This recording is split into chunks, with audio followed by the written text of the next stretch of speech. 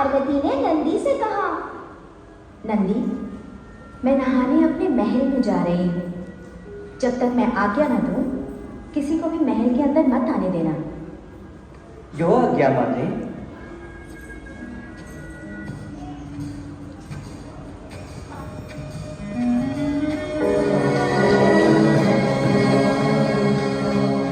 जय हो भोलेनाथ। रास्ते से हटो, अंदर चलेंगे। क्षमा करें प्रभु, माँ पार्वती ने कहा है कि किसी को भी अंदर ना आने दें। अरे मूर्ख, ये आदेश औरों के लिए है। मैं तो उनका पति परमेश्वर हूँ। परे हटो।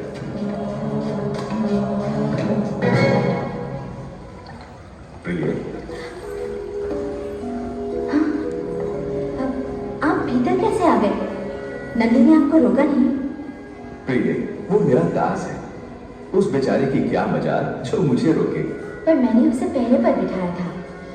उसे इस तरह मेरी आज्ञा का अपमान नहीं करना चाहिए था।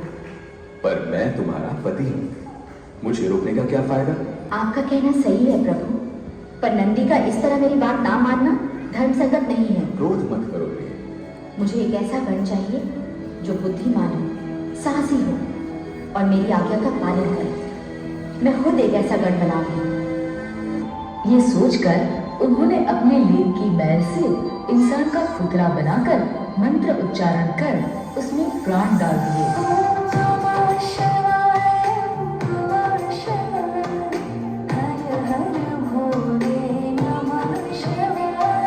पहली श्वास लेते ही उस बालक ने पार्वती जी से पूछा, मैं कौन हूँ? तुम मेरे पुत्र गणेश हो। मैं स्नान के लिए जा रही हूँ।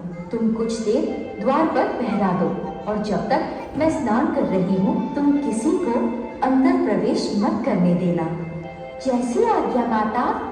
गणेश स्नान गृह के द्वार पर एक भाले के साथ पहरा देने लगे। कुछ समय बाद जब शिवजी राक्षसों का संहार कर लौटे तो उन्होंने सोचा, ये समाचार सबसे पहले मुझे पार्वती को देना चाहिए। लेकिन वो जैसे ही पार्वती जी को ये समाचार सुनाने स्नान गृह में प्रवेश करने लगे, गणेश ने उन्हें रोकते हुए कहा, रुकिए, माता की आज्ञा है कि मैं किसी को भी स्नान गृह में जाने ना दूं, इसलिए आप स्नान गृह में प्रवेश नहीं कर सकते। तुम कौन हो और मुझे स्नान गृह में प्रवेश करने से क्यों रोक रहे हो? मेरा परिचय छोड़ो और यहाँ से चले जाओ।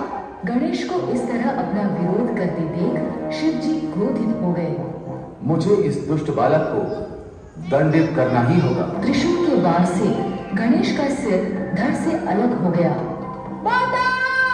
गणेश की विलाप भरी आवाज सुनकर पार्वती जी स्नान गृह से बाहर आई। जब उन्होंने गणेश का मृत धड़ जमीन पर पड़ा देखा तो वो बहुत दुखी हुई और रोते रोते बोली, पुत्र गणेश, हे देव, ये आपने उचित नहीं किया। अब जल्दी से मेरे पुत्र को जीवित कीजिए। अब तक शिवजी का क्रोध भी शांत हो चुका था। वो पार्वती जी से बोले, हे देवी, गणेश का सिर मेरे त्रिशूल के वार से मंगल लोक में जा गिरा है और वैसे भी मेरे वार से कटा सिर वापस नहीं जोड़ा जा सकता, इसलिए क्षमा करना देवी, लेकिन गणेश को जीवित करना असंभव है।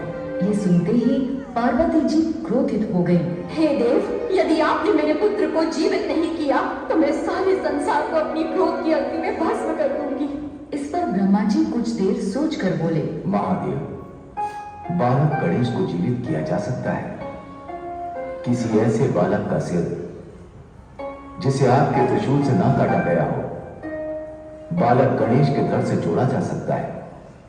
इसलिए महादेव, आप अपने गणों को आदेश दीजिए कि वो उत्तर दिशा से किसी ऐसे बालक का सिर लेकर आए जिसका चेहरा उत्तर दिशा में हो और जिसकी मां उसकी तरफ पीट करके सो रही हो। आदेश पाकर सभी गण उत्तर दिशा की ओर चल दिए। बहुत दूर जाने पर ब्रह्मा जी के कहे अनुसार उन्हें हाथी का बच्चा दिखाई दिया। इस हाथी के बच्चे का मुख उत्तर दिशा की ओर है और इसकी माँ भी इसकी तरफ पीट करके सो रही है। गण उस हाथी के बच्चे का सिर लेकर कैलाश पर्वत लौट आए। शिवजी ने हाथी के बच्चे का सिर गणेश के धड़ से जोड़ दिया और गणेश पुनः जीवित हो गए। पार्वती जी गणेश को जीवित देखकर प्रसन्न थी, लेकिन अपने पुत्र के सिर पर हाथी का सिर देखकर थोड़ी निराश भी थी। आपने मेरे पुत्र को एक हाथी का मस्तक क्यों लगाया? अब सारा संसार मेरे पुत्र का उपहास करेगा। इस पर शिवजी ने गणेश को वरदान देते हुए कहा, आज से कुछ भी शुभ कार्य आरंभ होने से पहले गणेश की पूजा की जाएगी और गणेश को मंगल मूर्ति के नाम से जाना जाएगा। ये सुनकर पार्वती जी बहुत प्रसन्न हुई। इस तरह गणेश का जन्म हुआ और उनका नाम मंगल मूर्ति पड़ गया।